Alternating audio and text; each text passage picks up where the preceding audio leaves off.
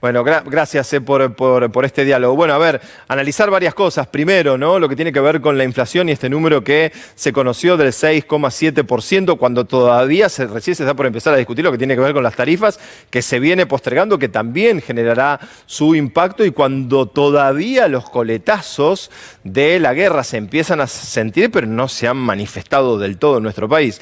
¿Qué análisis haces de estos números que se han conocido? Bien, bueno, como vos bien mencionás, creo que la clave de este porcentaje de marzo, que no sorprende, pero confirma un escenario bastante preocupante, tiene que ver con el rubro alimentos. Y cuando miramos alimentos, dos ejes clave: la parte de cómo están impactando el problema que está generando la suba internacional de los precios, que impacta directamente en el mercado local. Para tener una idea, los datos últimos de la FAO, es decir, la Organización de las Naciones Unidas para la Alimentación, nos dan cuenta de una suba en marzo del 12% en dólares de los alimentos, y para el primer trimestre del 19%. Si lo trasladamos según nuestro tipo de cambio, implicaría aproximado un shock a nivel interno del 30%. El aumento por el momento de los alimentos fue del 20%. ¿Qué quiere decir esto? Es un escenario que preocupa, y para estar atento, porque todavía habría margen para un impacto directo de lo que está pasando en el contexto internacional, claro, marcado por el conflicto bélico, con el rubro de alimentos, que es lo que más viene aquejando y sobre todo lo que más incide también en la canasta diaria de la población.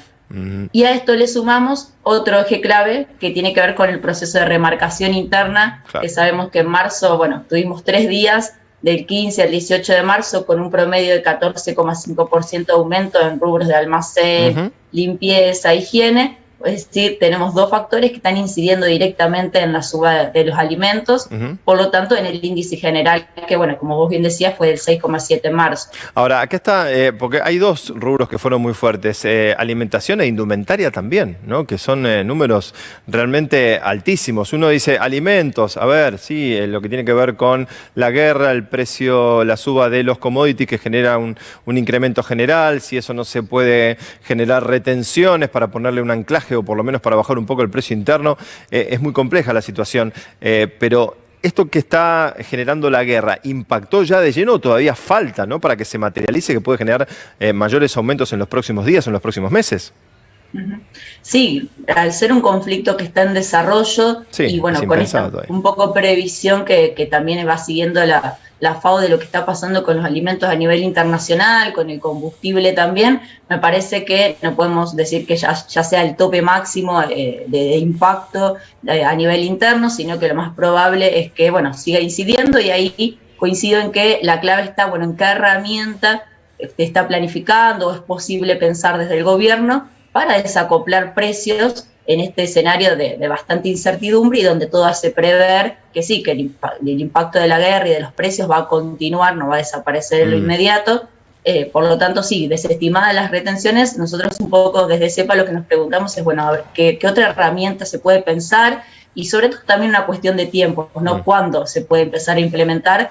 Considerando que, bueno, que la inflación ya en el primer trimestre golpea directo el bolsillo de los y las trabajadoras, y que, bueno, recién ahora estamos abriendo lo que tiene que ver con la discusión paritaria, y solo pensando, ¿no es cierto?, también en el sector registrado. Bueno, está bueno, a ver, porque son todas definiciones que manifestó el ministro Guzmán, de hecho aquí, en este estudio, ¿no?, en la semana, cuando habló de los problemas políticos que se generan, que también la inflación tiene un componente político. Si hay ruido hacia adentro, aquellos que especulan aprovechan la situación, y la incertidumbre que genera lo lleva también a remarcar. Siempre tienen, ¿no?, algún tipo de excusa, pero habla también de las diferentes formas que hay. El control de precios es una herramienta más, pero claramente no es suficiente. En un momento habló el ministro, y me gustaría saber tu opinión y qué es lo que están ahí analizando al respecto en el CEPA, de esta renta extraordinaria o esta renta inesperada que se da para determinados sectores concentrados por el incremento de los commodities que generó la guerra, ¿no? Entonces,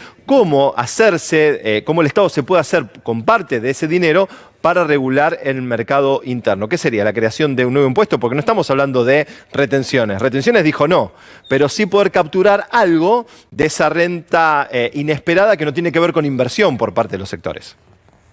Exacto. Nosotros coincidimos en que, bueno, ya desde un poco el inicio de la guerra a fines de febrero, en que se estaba generando un contexto de renta extraordinaria que no tiene que ver con mayor inversión, mayor empleo, sino que está vinculada directamente a esta situación extraordinaria del conflicto bélico y que presenta un escenario donde, digamos, los estados, en un marco también de desigualdad profundizada por la pandemia de COVID-19, que digamos, sabemos que agudizó muchas de las desigualdades preexistentes. En ese sentido, es necesario que el Estado tome cartas en el asunto. Veíamos cómo comparábamos enero del 2022 y principios de marzo, los precios de las toneladas de las principales materias primas sufrieron un incremento de entre el 30 y el 40% para arriba, o sea, había un impacto ya directo. Y en ese sentido, en principio las retenciones aparecen como la principal herramienta porque es un instrumento fundamental que permite no solo recaudar, sino que es clave para aplicar una política redistributiva.